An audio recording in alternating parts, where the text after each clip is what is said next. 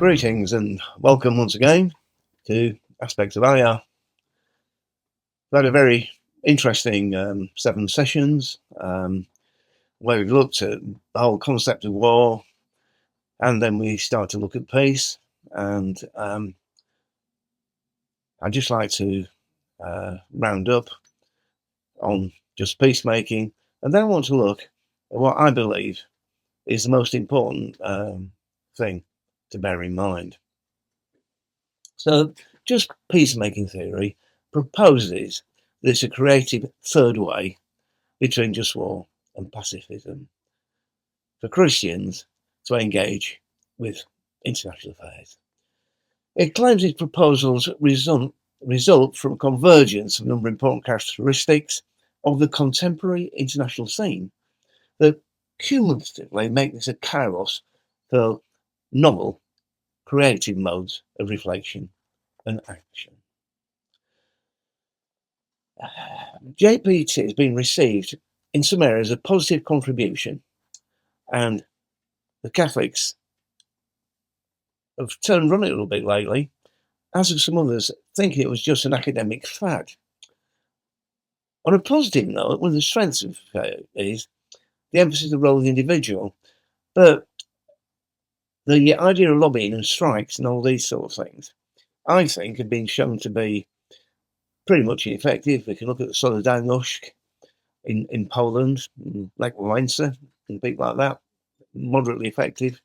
But the prayer meeting in Leipzig, to me, was the pinnacle, the example prayer in action. There's a good friend of mine, he's with the Lord now, some of you may have come across him, a man named Johannes Fascius. He was the head of the International Federation of Intercessors. And I remember something he said that was very interesting in a private conversation with my wife, actually. And we're discussing the whole matter of prayer initiatives, because we used to go and pray all over the communist world for the collapse of communism and the release of Jewish people, the prayer to release of Jewish people. You know, we prayed on the Potemkin steps in Odessa, went to the airport in Budapest and prayed there.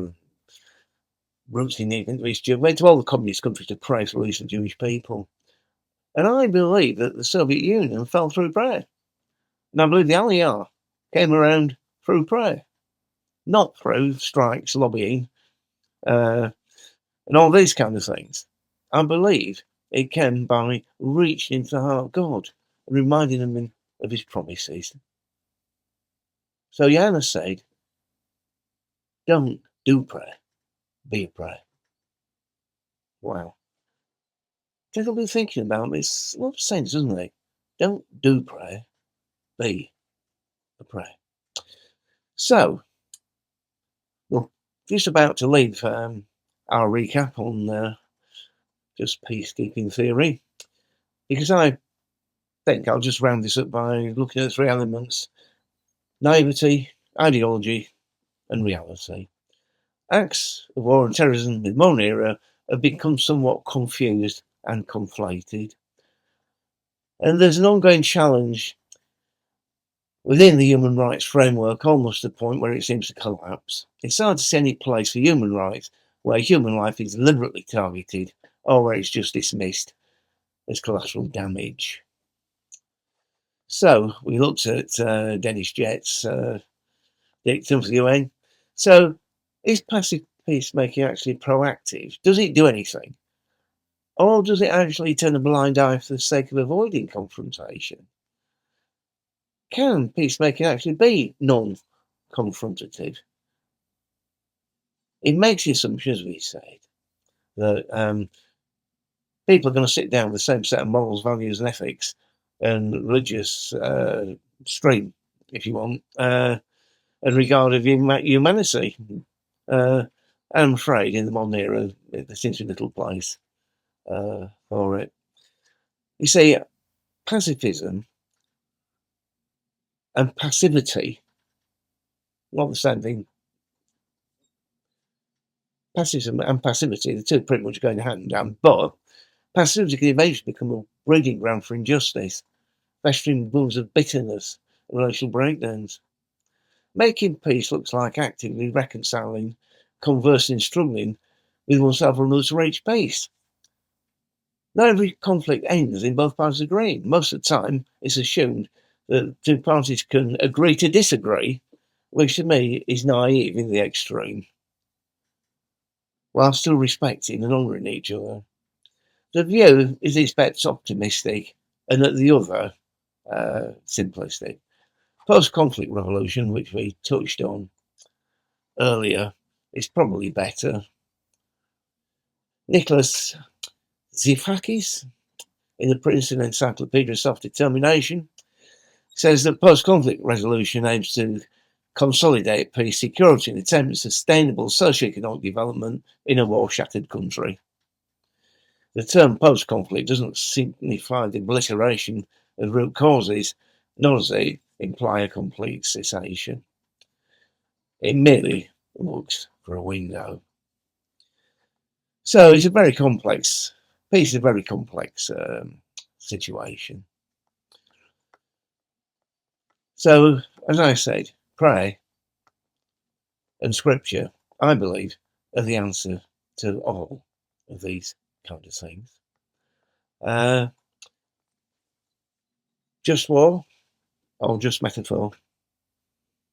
Just conduct, or just an idea? Just keep peace, just peacekeeping theory? Active passivity? That's a tautology or an oxymoron, not quite sure which. But you can't ride two horses at the same time, unless you're a circus performer, of course. So, all these things that we've looked at, we've only really found sense in the Jewish theory of war that transposed itself in some measures into early Christian thought. That was always subject to a number of tensions, shall we say. And from the coronation of Carolus Magnus, Charles the Great, or Charlemagne, on Christmas Day in the year 800 of the Common Era, the idea of the Holy Roman Empire was created, and from then on, for centuries, the crown of the emperor and the papacy were in conflict with each other. The Emperor IV even invaded the Vatican at one stage. So it's been a bit of a mishmash.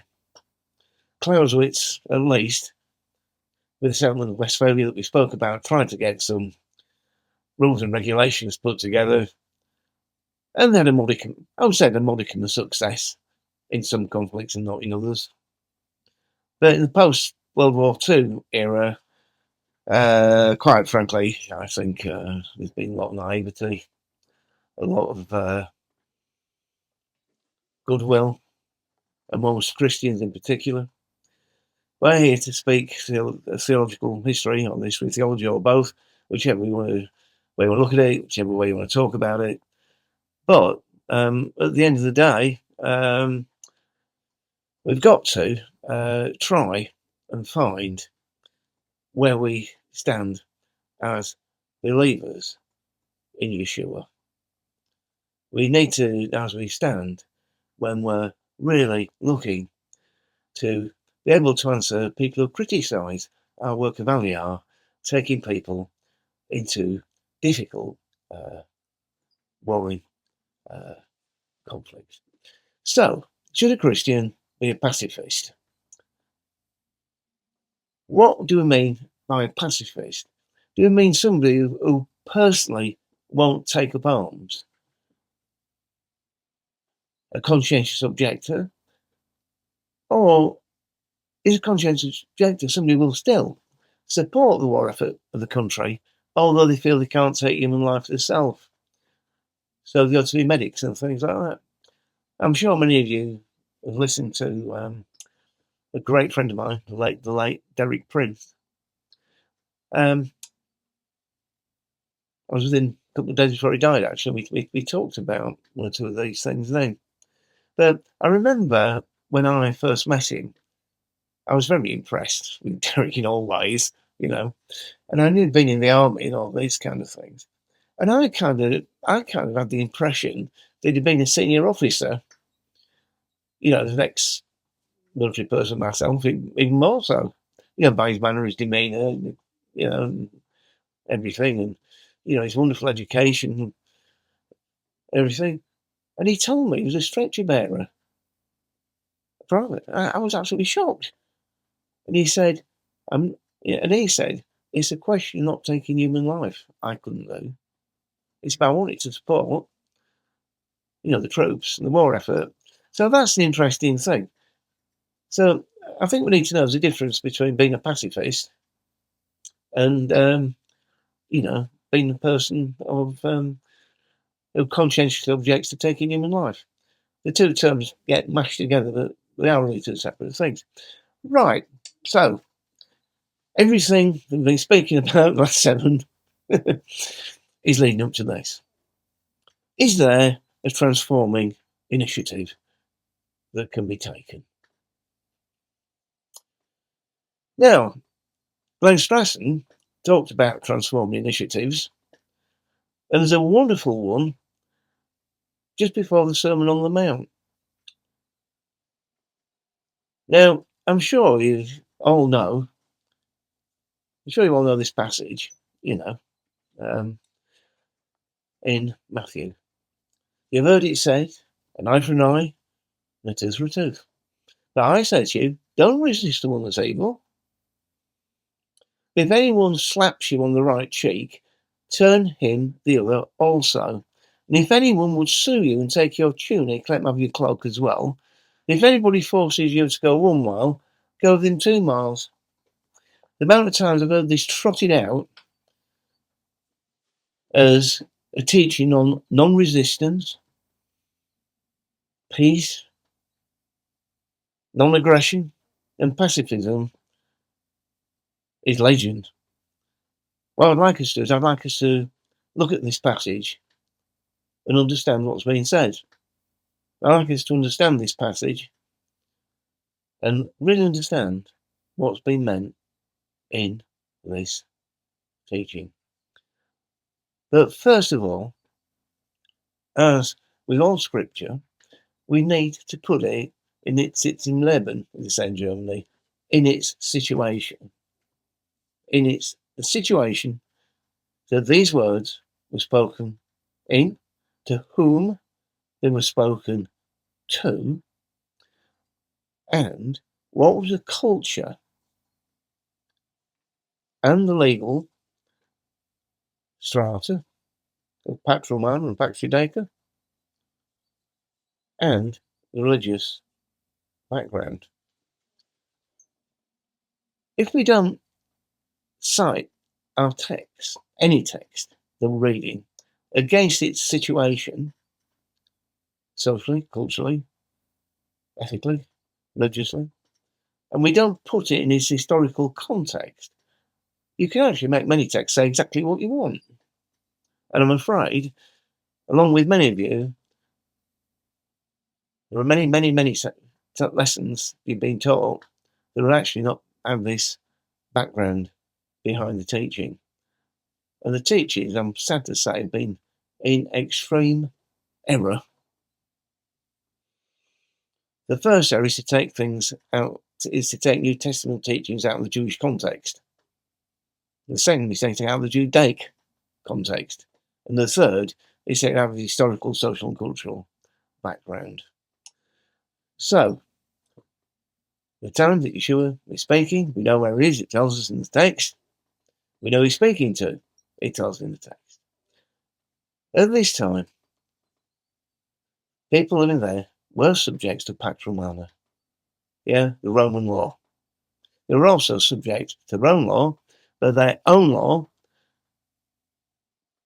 governed by the Sanhedrin, etc., was subservient to the Roman law. So, we'll take a short break, and then we're going to come back, and we're going to unpack the three elements in that verse. And I think you're going to be quite surprised at what I'm going to teach you. If you are a Christian, then there is no question that you owe a great debt to the Jewish people. Unto them were entrusted the oracles of God. What does that mean? It means, if not for the faithfulness of the Jewish people, we would not have this. And therefore you would not know your God, and you would not know his Son. Israel and the Jewish people are under attack right now, and we owe them everything. The least that we can do is support them in their hour of need.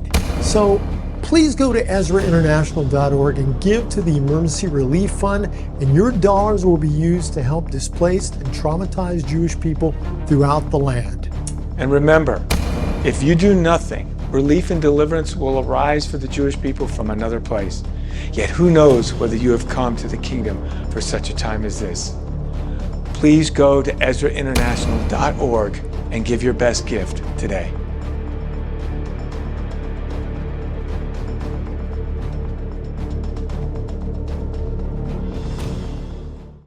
Welcome back to the final part, the final broadcast on considerations of war, warfare, and how we, as believers in Yeshua, sit today. So, let's have a look at what's being said. In reality, when you understand the meaning of the passage, a rather dramatic scenario is unfolding, and it's not something that's in the least bit passive at all. Narrative non-responsive. It should be understood as three radical transforming initiatives. So the three elements are the lex talonis, an eye for an eye and a tooth for a tooth. The same concerns sewing the coat off your back. I don't know whether they use that expression in the States, sewing the coat off your back. And the third, walking the extra mile. So lex talonis is the principle of retributive justice. Exodus 23, verse 24, Leviticus 24, 29, Deuteronomy 19, 21, which was also a principle of Roman law, which is considered right through the ancient Near East, by the way. Lex talonis was law everywhere.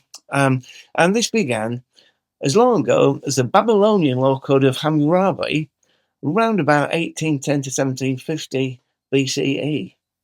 He was the sixth Amorite king of the old Babylonian Empire, for people like myself who like many details. The reason underlying the residence was that lex talonis was considered to be a measure to restrain uncontrolled vengeance.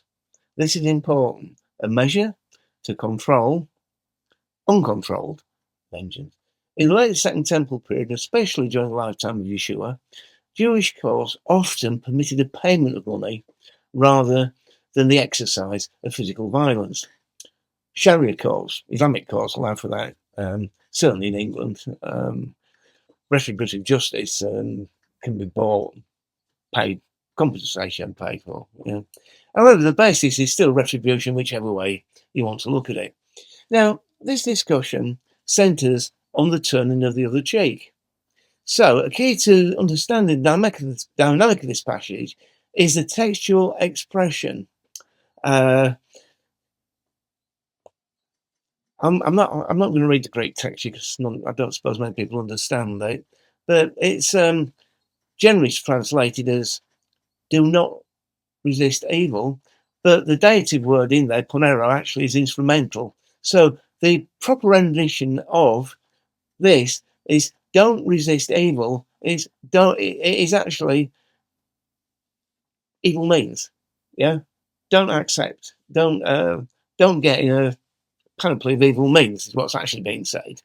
So linguistically, this decision to employ the instrumental on the substantive, for those of you into Greek grammar, must come from the context. So what we're actually suggesting, what's being suggested is that Jesus is tolerating evil by saying that. So contextually, do not resist by evil means, is what's being said. Don't resist the means, which will be consistent. Paul says the same thing in Romans 12. Do not repay anybody evil for evil. Yeah. So if somebody slaps you, don't do the same thing. However, now this is where it really becomes interesting and changes the whole idea of this whole passage. In Jewish culture, the type of striking referred to is by way of an insult. It's not full-blown physical attack. A slap on the right cheek is somebody saying to somebody else, know your place. To smite someone on the left cheek, you have to use the back of the hand, which is reminding somebody of their inferior status. Okay? It's not a full-blown assault, but a slap with the left hand is know your place, keep your place. Now, it might come as a surprise to you, as it came to me many years ago when I first read this properly. The matter was such a part of life, there was a raft of legislation. Talbot's commentary on Matthew, if you want to read a lot about this, it's interesting. A whole raft of legislation, not only in Jewish law, but also in Roman law. If one struck your societal equal in this manner, not somebody who wasn't allowed you, if you struck your equal, you had to pay compensation. Fines, penalties, all kinds of things. In the Mishnah in Baba Humar 8:6 gives you a whole list of these things. So what Jesus is saying is, if you go like that, you've actually not recognised. Yeah, you've not recognised that insult. Yeah. Not only that, you've said you have no authority over me. I'm not receiving. That's literally what that is. By not acknowledging the slightest superposition, the individual places a situation that to continue, you're about to go from a slap to a more violent blow. Therefore, you undermine the position. So, somebody slaps you, know your place. Really? Yeah? You see, it's not a de-escalation, it's actually an escalation. But it's a transformation. It's taking authority over the bully, literally. And we know that Iran and his properties are horrible versions of school bully, aren't they? In one sense. Now, the second example of Transform Initiative concerns, again, a legal matter and societal dimension. And this part of the drama is set in a court scenario. Issue of counsels. If someone wants to sue you, take you to the court, yeah, and take your tunic, let them have your cloak as well. Now, the cloak was a regular outer garment worn by men at this time in history and culture, and importantly, it was the garment that was used as a sleeping cover. It's hard to imagine people walking around wearing a duvet these days, isn't it? But basically, the outer garment was the cover for sleeping. Now, Jewish legislation that applied at the time was grounded in Exodus 22:26 and Judges 24 that allowed a poor person to pledge the cloak as security on a loan. However, there was a humanitarian clause attached to rulings that demanded that the garment given security was returned at night, so the debtor's life will not be endangered by the chill of the night. 22:26 through verse 27, which I'll read to you. I know you read it in Hebrew, but I'll read it in English. It is the only available clothing. It is what covers the skin. In what else shall your neighbour sleep? Therefore, if that person cries out to me, I will pay heed, for I am compassionate. So the legislation was based on that. Now, the tunic was an undergarment with sleeves. It is often woven in a single process. It was a highly prized, highly designed garment. Very expensive. And that's why the men at the cross were playing dice, if you want, for Jesus' garment, because it worth a lot of money. So a poor person in particular, to surrender both garments would inevitably render him naked. The notion underlying Jesus' seemingly responsible advice to stand naked before an accuser and a court centres around the Jewish social religious concept of nakedness. The one who stands naked is not shamed in Jewish culture, but rather one who's responsible for the naked state of the person, and also those who witness it. If you witness this, you were considered to be an accessory after the fact, I suppose we'd call it in legal speak. In another sense, it's a prophetic action that exposes the converse aspect of the nakedness and the shame of those involved. So once again, it's not a passive giving in sort of thing. It's taking authority. It's shaming the person who's attacking you and shaming the people who acknowledge it. The third one is my favourite one. The extra mile. A Roman soldier had the legal right to require that a Jew transport his baggage or equipment a distance of a milon. That's 1,000 paces, translated in English somewhat sloppily into mile. The legal measures acted to keep the vast Roman army mobile over an enormous amount of territory within the empire. Now, the relatively short distance was considered not so much an imposition that would cause deep-seated resentment, it was a civic duty. A civic duty. So, the advice Jesus offers is that if one is impressed into this service, and the Roman soldier's equipment was very heavy, is to undertake a transforming initiative by taking charge of it. The action changed the position of the one impressed to carry from one who is weak and dominated to one who is strong and vigorous. Stronger and vigorous than the soldier, because the soldier can't carry his own stuff. The initiative reverses the power from one making the demand to one who merely shrugs it off. So the teaching of the Sermon on the Mount, rather than teaching non-resistance and providing a seedbed for pacifism, does in fact teach how to not be reactive against oppressive authoritarianism, to respond justly and defiantly through quiet strength against the unjust power and dominion of an oppressor, whether that be an individual, a corporation, a nation, or anybody that has got authority over you that's been exercised in a wrongful and unjust manner. So, this is the end of our talk on war, peace, and passivity, and resistance, and transforming initiative. So, in the last minute and a half, I just want to pull a couple of threads together. Aliyah is a command from God. It is a duty from Isaiah 49:22 and other places. We do not take people to a place of death, we take them to a place of life. We believe all our actions are biblically sanctioned.